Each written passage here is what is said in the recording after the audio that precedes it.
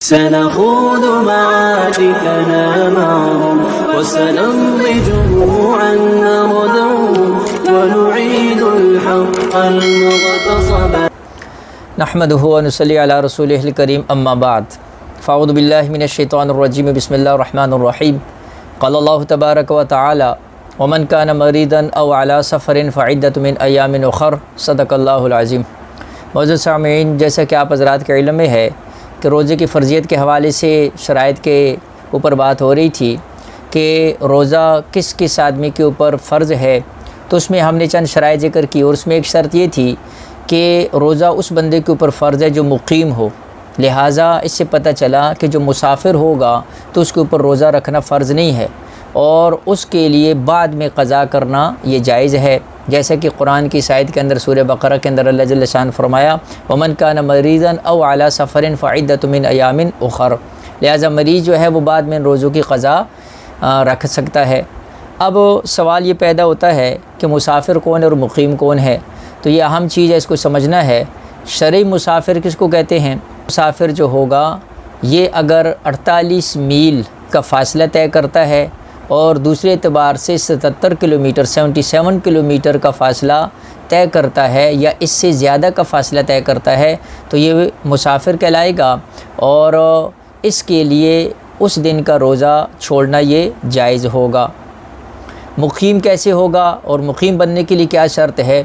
ایک آدمی کسی جگہ 15 دن رہنے کی نیت سے ٹھہر گیا ہے تو اب یہ وہاں پر مقیم کہلائے گا، لہٰذا اس کے لیے پھر روزہ چھوڑنا جائز نہیں ہوگا.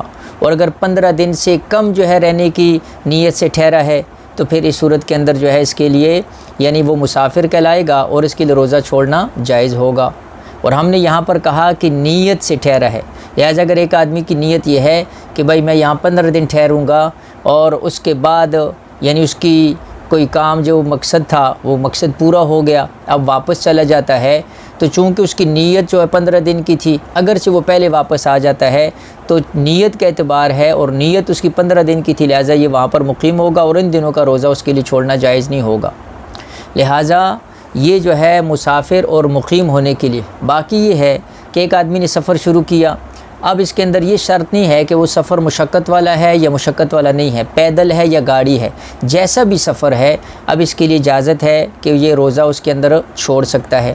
لیکن اگر سفر کے اندر اس کو تکلیف بھی نہیں ہے، مشقت بھی نہیں ہے، تو پھر بہتر یہ ہے کہ یہ آدمی روزہ رکھ لے اور روزہ نہ چھوڑے.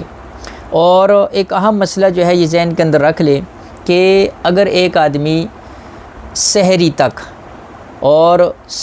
وہ مقیم ہے اور سحری کا وقت ختم ہو چکا ہے، یہ حالت اقامت کے اندر ہے اور اس نے اس دن بعد کے اندر جو ہے سفر شروع کرنا ہے، لیکن سحری کے وقت تک جو ہے یہ مقیم ہے، تو اس دن کا روزہ اس کے اوپر کیا ہوگا؟ فرض ہوگا. اور اس دن کا روزہ اس کا اس وجہ سے چھوڑنا کہ بھائی میں نے بعد میں جو ہے چونکہ دن میں نے سفر کرنا ہے، تو وہ جو اس نے دن کے اندر سفر کرنا ہے اور فی الحال یہ مقیم ہے، تو اس کے لیے اس دن کا روزہ چھوڑنا جائز نہیں ہوگا، بلکہ اس دن کا روزہ بھی اس کے اوپر کیا ہوگا؟ فرض ہوگا.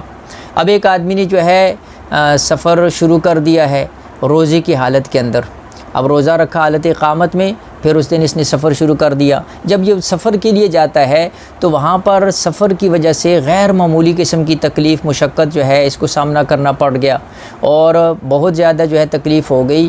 تو اب ایسی صورت کے اندر جو ہے وہ روزہ اگر توڑنے کی نوبت آتی ہے اور مشقت اور تکلیف جو ہے روزے کی وجہ سے سفر کی وجہ سے یہ برداشت نہیں کر سکتا ہے، تو اب اس صورت کے اندر جو ہے اس کو روزہ توڑنا جائز ہوگا، لیکن پھر اس روزے کی جو ہے وہ کیا قضا کرے گا. تو یہ سفر کے حوالے سے احکامات ہیں، تو اللہ جل شانہ مجھے اور آپ کو سمجھ کر اس پر عمل کرنے کی توفیق عطا فرمائے. وآخر دعوانا الحمدللہ رب العالمین.